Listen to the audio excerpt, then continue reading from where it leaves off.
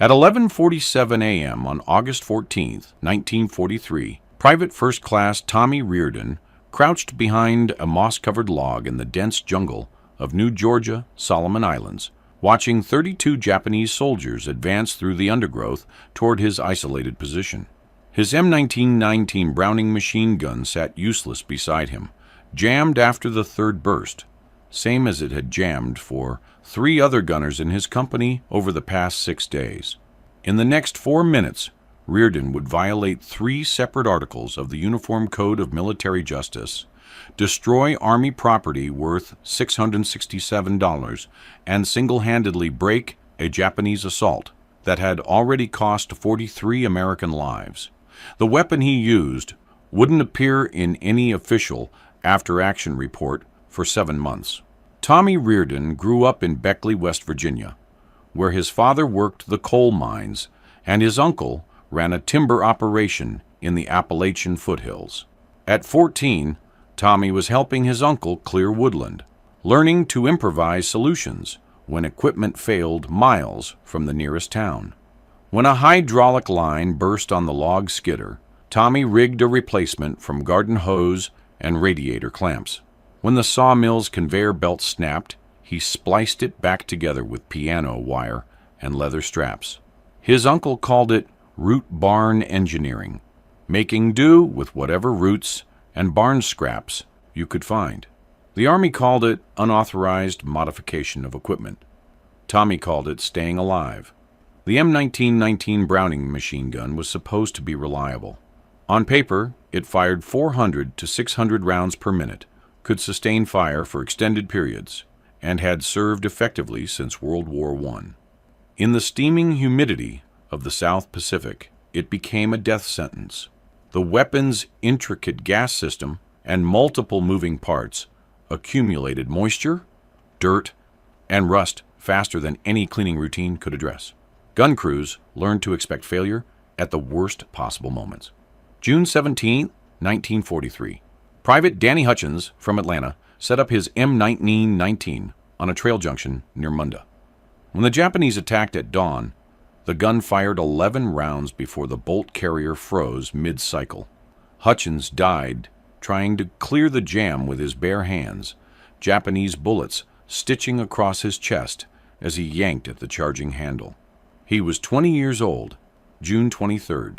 Corporal Sam Whitaker from Mobile positioned his gun to cover a river crossing. The weapon fired 2 bursts, then went silent. Extractor claw snapped. Empty brass case lodged in the chamber. Whitaker grabbed his carbine, but caught a grenade fragment in the throat before he could bring it up. He bled out in 4 minutes, while his assistant gunner, Eddie Briggs, watched helplessly. Whitaker had shown Briggs photographs of his daughter that morning. She was 3.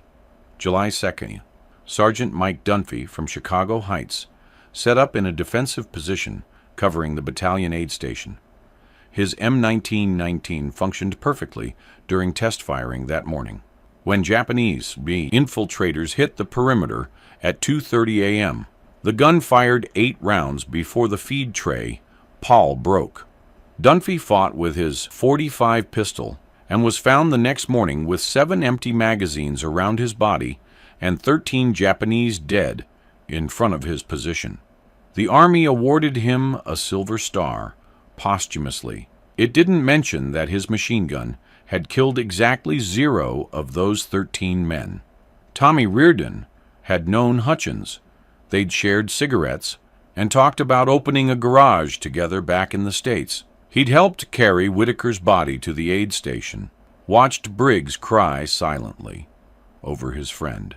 He'd been 20 meters away when Dunphy's gun went quiet, heard the pistol shots that followed, counted them, knew what each silence between shots meant. The problem wasn't maintenance.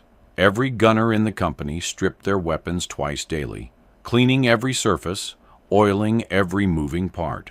The humidity laughed at their efforts. Moisture condensed inside the receiver faster than they could wipe it away. The jungle heat expanded metal components just enough to create binding points. Coral dust, finer than talcum powder, infiltrated every seal and crevice. Tommy went to Lieutenant Packard after Dunphy died. "Sir, the guns aren't reliable. The humidity's getting into the gas system and the feed mechanism. We need to—" The M1919 is an approved Army weapon, Private. It's performed admirably in every theater. Packard was from Connecticut, 3 months out of officer candidate school. If you're experiencing malfunctions, improve your cleaning regimen. Sir, we're cleaning them constantly. The problem is the design. In this climate, all those small parts. The weapon is within specifications, Reardon. Dismissed. 2 days later, a supply sergeant from battalion showed them a technical bulletin about M1919 maintenance in tropical environments. It recommended more frequent cleaning and lubrication with different grades of oil. Tommy read it twice, then set it aside. They were already doing everything the bulletin suggested. The bulletin had been written by men who'd never spent a night in a jungle where your rifle stock swelled from humidity and your bootlaces rotted in 3 days. The moral calculation was simple and terrible. Following regulations meant watching more men die when their weapons failed. Breaking regulations meant court-martial, dishonorable discharge, possibly prison time. Tommy thought about Hutchins dying with his hands inside the receiver of a jammed gun.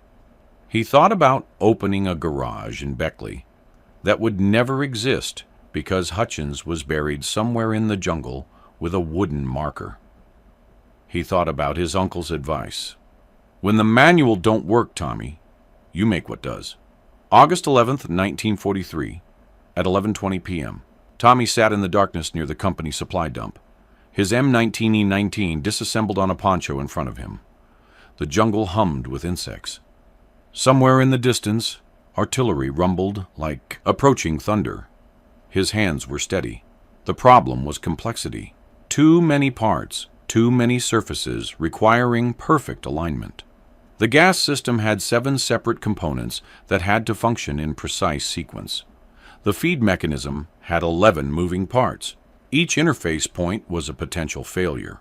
Tommy couldn't redesign the weapon. That was beyond him, but he could simplify it.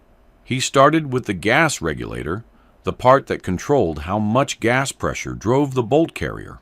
The standard regulator had 3 settings and required a specialized tool to adjust. Tommy used his bayonet to remove it entirely, then took a .30 caliber cartridge case and hammered it flat. He drilled a single hole through the flattened brass, larger than any of the regulator's settings, and fitted it into the gas port. More gas pressure meant more violent action, harder cycling. It also meant the weapon would wear out faster and possibly damage itself. He didn't care about longevity. He cared about the next firefight. The feed mechanism was trickier. The standard system used a pawl and cam arrangement to pull the ammunition belt through the gun. Tommy removed the return spring, the part that reset the pawl for the next round, and replaced it with a heavier spring scavenged from a damaged carbine. The increased tension slammed the pawl forward harder, reducing the chance of moisture or dirt causing a feeding failure. He cut 3/8" off the pawl's engaging surface to reduce friction points. His thumb was bleeding from where he'd slipped with the hacksaw. Sweat dripped from his nose onto the weapon's receiver. He worked by the light of a hooded flashlight, aware that any officer walking past would see enough to justify charges. The modified gas system would create dangerous overpressure. The altered feed mechanism violated tolerance specifications. The removed safety features could cause catastrophic failure. At 1:15 a.m., he reassembled the weapon. The modified components fit, but barely. The bolt cycled with a harsher, more aggressive sound. He'd essentially turned a precision machine gun into a crude automatic weapon that prioritized function over longevity. If it worked, it would probably destroy itself within a few thousand rounds. If it failed, the overpressure could rupture the barrel or receiver, possibly killing him. He sat there in the darkness, holding the weapon, thinking about Packard's warning about unauthorized modifications. Court-martial meant disgrace, prison, his mother learning her son was a criminal. Then he thought about Briggs, crying over Whitaker's body, about Hutchins, never getting to open that garage, about the next gunner, who would die because his weapon failed when he needed it most. Tommy wrapped the modified M1919 in canvas and hid it under his bunk. He said nothing to anyone. August 14th, 1943, at 6:30 a.m., the company moved out on a patrol toward suspected Japanese positions near Bariké. Tommy carried his standard issue M1919, clean and properly maintained, and utterly unreliable. The modified weapon remained hidden back at camp. He told himself he'd been stupid, that he couldn't risk the court-martial, that following orders was the right choice. At 9:15 a.m., the patrol's point element made contact. Japanese forces in unknown strength dug into positions along a ridgeline. Captain Hayes ordered the company to establish a defensive line and called for artillery support. Tommy's squad was positioned on the left flank, covering an approach through dense undergrowth. At 10:30 a.m., Private Johnny Vickers, 21, from Sacramento, wanted to be a teacher, set up his M1919 30 meters to Tommy's right. When the Japanese probed the line, Vickers' gun fired 4 rounds before jamming. He was killed trying to transition to his rifle. Tommy heard the single shot that ended it, heard Vickers' assistant gunner screaming for a medic. Tommy looked at his own M1919, freshly cleaned that morning, ready to fail when he needed it. He looked at Vickers being dragged back from his position, blood soaking through the medic's hands. He stood up. "Where you going?" his assistant gunner asked. "Back to camp. My barrel's overheating." It was a lie. Tommy moved fast through the jungle, low and quiet, adrenaline making everything sharp and clear. He was back at the defensive line by 11:35 a.m. with the modified weapon. Nobody questioned him. Barrel changes were common enough. He set up behind a thick log, fed a fresh belt of ammunition, chambered the first round. The weapon felt different in his hands, heavier somehow, like it was holding its breath. At 11:47 a.m., 32 Japanese soldiers emerged from the jungle 120 meters downslope. They moved in 2 groups, using fire and maneuver tactics, advancing on Tommy's isolated position while the rest of the American line was engaged elsewhere. Tommy was alone except for his assistant gunner, a replacement who'd arrived 3 days earlier and whose name Tommy couldn't remember in that moment. The Japanese hadn't seen him yet. They were advancing toward what they thought was an unmanned section of line. Tommy pressed his shoulder into the buttstock, aligned the sights on the lead group, and pressed the trigger. The gun roared. The sound was different, harsher, more violent than a standard M1919. The bolts cycled so fast it blurred. Brass cases ejected in a golden stream. The weapon shuddered in Tommy's grip, like something alive and angry. The lead group went down. Not all of them, not at first, but enough to break their momentum. Tommy traversed right. The gun kept firing. No hesitation, no stutter, just a continuous tearing sound that echoed across the jungle. The second group scattered, some diving for cover, others freezing in the open. Tommy adjusted his aim and fired into them. A Japanese light machine gun opened up from Tommy's left. Tracers snapped past his head. Bullets thudded into the log in front of him. His assistant gunner was yelling something Tommy couldn't hear over the weapon's roar. Tommy shifted his point of aim, walked his fire toward the muzzle flashes. The enemy gun went silent. The modified M1919 was cooking now, heat waves rising from the barrel, the handguard too hot to touch. The overpressure Tommy had deliberately created was cycling the action so violently that empty cases were flying 10 feet to his right. The weapon was probably destroying itself with every round, wearing away tolerance surfaces, creating stress fractures in the receiver. He didn't stop firing. More Japanese emerged from cover, trying to flank. Tommy caught them moving, swung the gun left, fired a sustained burst that lasted 8 seconds. The modified feed mechanism slammed rounds through without pause. In standard configuration, the M1919 might have jammed by now. Moisture, dirt, something. The crude modifications didn't give failure a chance to develop. The weapon cycled too hard, too fast, too violently for anything to bind. A grenade exploded 15 meters to Tommy's front. Dirt showered across his position. His ears were ringing. The assistant gunner was pulling on his shoulder, pointing to the right where more Japanese were advancing. Tommy traversed, found targets, fired. The weapon bucked in his grip. His shoulder would be bruised black by tomorrow, if he lived that long. 4 minutes since the engagement started. The jungle in front of Tommy's position was eerily quiet. Smoke drifted between the trees. The modified M1919 ticked and pinged as metal cooled. Tommy's hands were shaking. He'd fired 347 rounds. He knew because 3 belts were empty beside him, and the 4th was half expended. The barrel was probably warped. The receiver was definitely damaged. He might never be able to fire the weapon again. 32 bodies lay scattered on the slope below his position. He hadn't counted them yet, didn't want to. But they were there in groups and individually, marking the path of his fire. Some were moving, wounded, and he felt sick about that, but also grimly satisfied, because wounded men would withdraw, tell their commanders that this section of the American line was death. "Jesus Christ," the assistant gunner said. "Jesus Christ, Reardon." Tommy said nothing. His ears rang.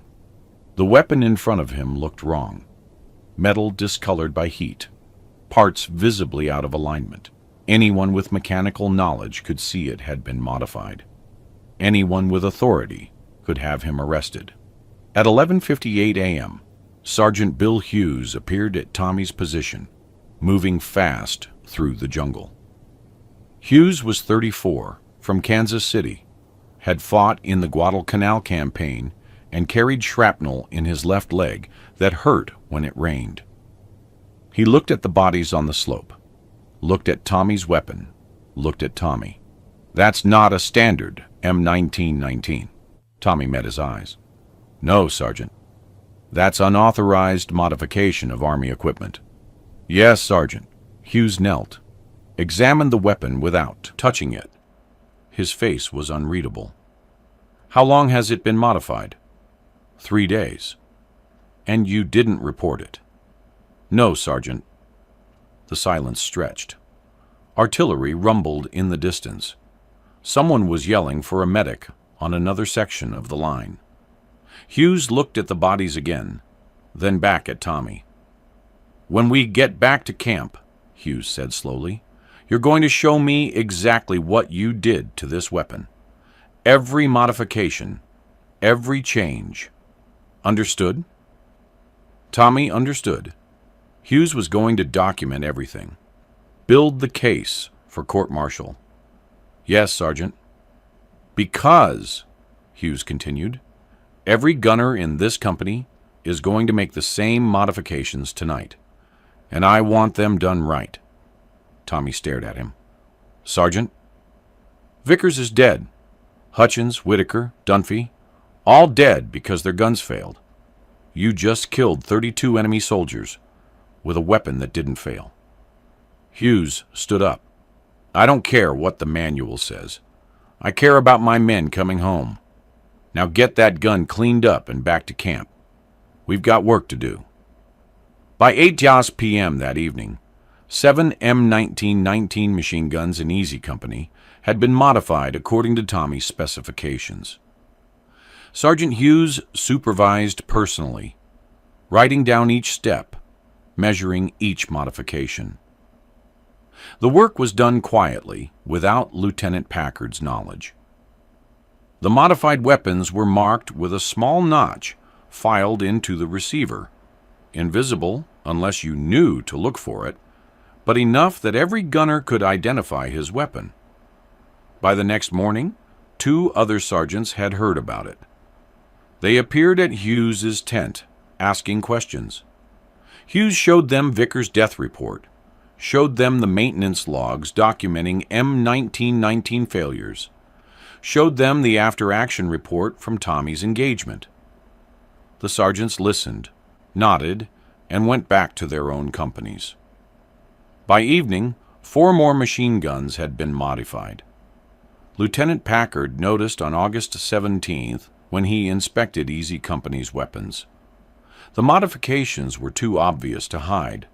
The altered gas ports, the modified feed mechanisms, the missing standard components. Packard stared at Tommy's weapon for 30 seconds, his face reddening. "Who authorized this?" "I did, sir," Hughes said, "after Private Reardon's action on the 14th. This is unauthorized modification of Army property, Sergeant. These weapons are out of specification. They could be dangerous." "Yes, sir. They're very dangerous. To the enemy." Packard's jaw worked. "I'm writing this up. Charges will be filed." "With respect, sir, you might want to wait on that." Hughes handed him a report. "Captain Hayes wants all machine guns in the battalion modified using Reardon's specifications. The colonel saw our after-action reports and is considering it for the entire regiment." Packard read the report twice. His hand trembled slightly. "This is irregular." "Yes, sir. So is winning." The formal investigation began on August 20th. A captain from Battalion Ordnance arrived to examine the modified weapons and interview witnesses. Tommy sat in a tent and answered questions for 2 hours, expecting each answer to seal his court-martial. The ordnance captain took notes, asked for demonstrations, had Tommy modify an unaltered M1919 while he watched. "You understand," the captain said, "that these modifications void all safety tolerances. The overpressure could cause catastrophic failure." "Yes, sir." "The weapon's service life is probably reduced by 75%. "Yes, sir." "And you did this anyway." "Men were dying, sir. Their guns were failing." The captain was quiet for a long time. "How many enemy did you kill with this weapon?" 32 confirmed, sir. 4 probables." "In 4 minutes?" "Yes, sir." "And the weapon didn't jam?" "No, sir." The captain closed his notebook. "You're probably going to be court-martialed, Private. What you did violates at least 3 articles. But between you and me, I hope they give you a medal instead." The report sat on desks for 3 weeks. During that time, M1919 failures in the Solomon Islands dropped from 17 documented cases per month to 2. Both failures occurred with unmodified weapons. 63 machine guns were modified using Tommy's specifications, unofficially, without written orders, through a network of sergeants and armorers who passed instructions verbally and demonstrated techniques in the darkness. Japanese forces in the region began reporting encounters with American machine guns that fired faster and more reliably than previous engagements. A captured diary from a Japanese officer on New Georgia mentioned, "The American automatic weapons have improved in function and recommended increased caution when assaulting American positions." Another entry, dated September 3rd, described an attack where the American machine gun did not stop firing until 20 of our men were casualties. On September 12, 1943, a lieutenant colonel from Army Ground Forces arrived at Munda Airfield. His name was Robert Marsh, and he'd been sent from Hawaii specifically to investigate the unauthorized modifications spreading through the theater. Tommy was confined to camp, waiting for formal charges. Marsh interviewed 15 soldiers, examined 20 modified weapons, and reviewed every after-action report from August and September. On September 15th, he submitted his findings to Theater Command. The report was classified, but its conclusions filtered down through the chain of command. The modifications developed by PFC Reardon represent practical solutions to environmental challenges not addressed in standard maintenance protocols. While technically unauthorized, the modifications have demonstrably improved weapon reliability in tropical conditions, recommend formal engineering evaluation, and possible integration into official specifications. The court-martial never came. Instead, on September 28th, Tommy was promoted to corporal and assigned to battalion headquarters as an armorer.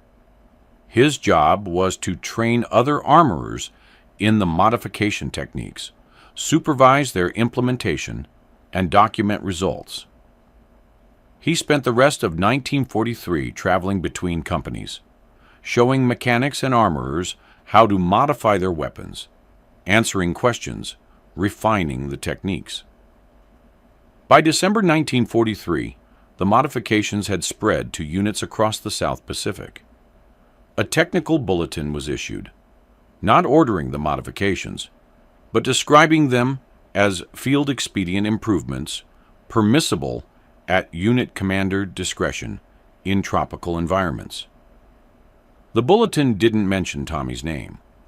Official credit was attributed to enlisted personnel in the field developing practical solutions to environmental challenges. The modified weapons acquired a nickname Root Barns, borrowed from Tommy's West Virginia term for improvised engineering. The name spread faster than the modifications themselves. When a gun crew talked about their Root Barn rig, everyone knew what they meant. An M19 that would fire when you needed it to fire, that wouldn't fail in the middle of a firefight, that might destroy itself eventually, but would take enemy soldiers down first. January 1944. A formal engineering evaluation was conducted at Aberdeen Proving Ground in Maryland. Army engineers tested modified M19 Mundines against standard configurations in simulated tropical conditions.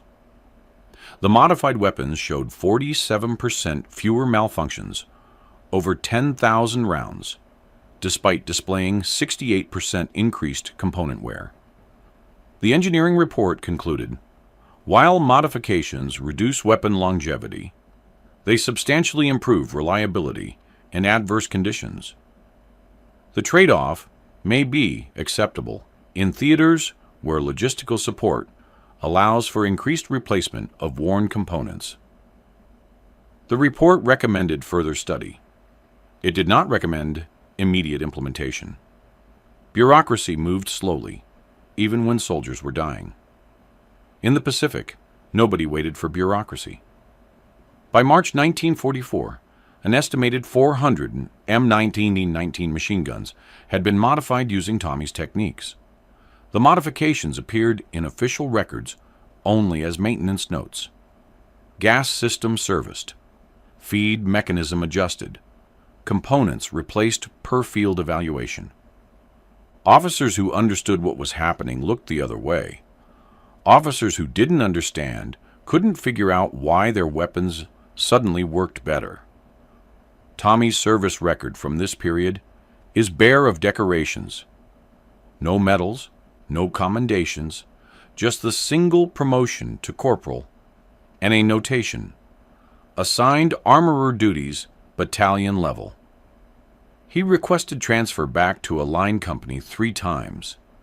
Each request was denied. The Army had finally figured out he was more valuable teaching others than fighting himself. April 1945. Tommy Riordan rotated back to the United States, his enlistment complete. He'd spent 22 months in the Pacific, modified more than 200 machine guns personally, and trained 43 armorers in the techniques. His service record showed no combat decorations, no Purple Heart, no recognition beyond that single promotion. When he boarded the transport ship in Manila, nobody saluted, nobody made speeches. He was just another enlisted man going home. He returned to Beckley in May 1945, 2 weeks before VE Day. His uncle's timber operation had expanded during the war. They needed mechanics. Tommy went to work maintaining log skidders and sawmill equipment, using the same root barn engineering he'd learned as a teenager. He married a girl from Sofia named Marie in 1947. They had 3 children. Tommy never talked much about the war. When other veterans gathered at the VFW hall, swapping stories and drinking cheap beer, Tommy mostly listened. If someone asked directly about his service, he'd say he was an armorer in the Pacific, nothing special. The one time someone pressed for details, a younger veteran, Korea, impressed by Tommy's ribbons, Tommy said, "I fixed broken guns. That's all." He died in 1987, age 64, of heart failure. His obituary in the Beckley Register-Herald was 3 paragraphs. The second paragraph mentioned his military service. Corporal Riordan served with distinction in the South Pacific during World War II as an armorer with the 37th Infantry Division. It didn't mention the modifications, the 32 Japanese soldiers, the court-martial that never came, or the hundreds of weapons he'd altered. The Army's official history of small arms in World War II, published in 1988, includes 1 paragraph about field modifications to the M1919 in the Pacific Theater. It attributes the modifications to enlisted maintenance personnel, developing practical solutions to environmental challenges, and notes that the modifications informed post-war weapon development and tropical warfare doctrine.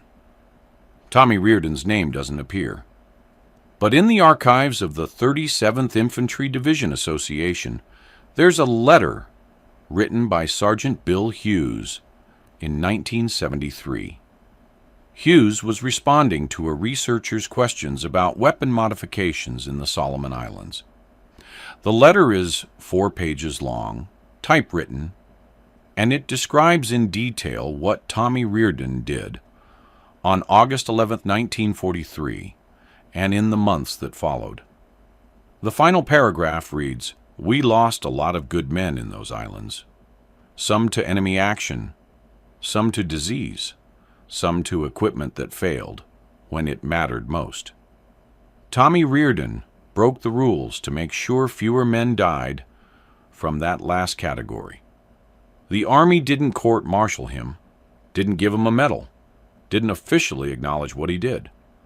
But every gunner who carried a root barn rig knew. Every soldier who lived because his machine gun didn't jam knew. The official records can say whatever they want. Tommy Riordan saved lives, and we knew it. That's how progress actually happens in war. Not through engineering committees in Maryland, not through technical bulletins written by officers who've never heard a weapon jam when enemy soldiers are 30 meters away.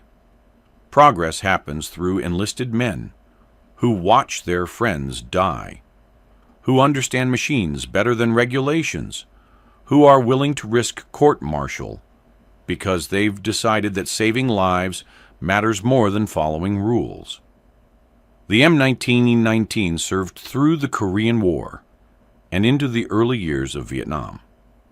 Later versions incorporated improved gas systems and feed mechanisms that bore striking similarity to Tommy's modifications, though official Army documentation never acknowledged the connection. The weapon's reliability in adverse conditions improved substantially in post-war variants. Combat veterans who'd carried both versions knew the difference, knew where those improvements had originated, even if the paperwork didn't. Tommy Riordan is buried in Blue Ridge Memorial Gardens outside Beckley. His headstone is standard military issue. Name, rank, dates of service, a small cross. Nothing distinguishes it from thousands of other veterans' graves, except for what it doesn't say. Doesn't mention the innovation, doesn't mention the lives saved, doesn't mention that sometimes the most important military advances come from West Virginia coal country, from men who learned root barn engineering before they ever wore a uniform.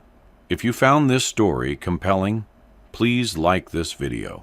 Subscribe to stay connected with these untold histories. Leave a comment telling us where you're watching from. Thank you for keeping these stories alive.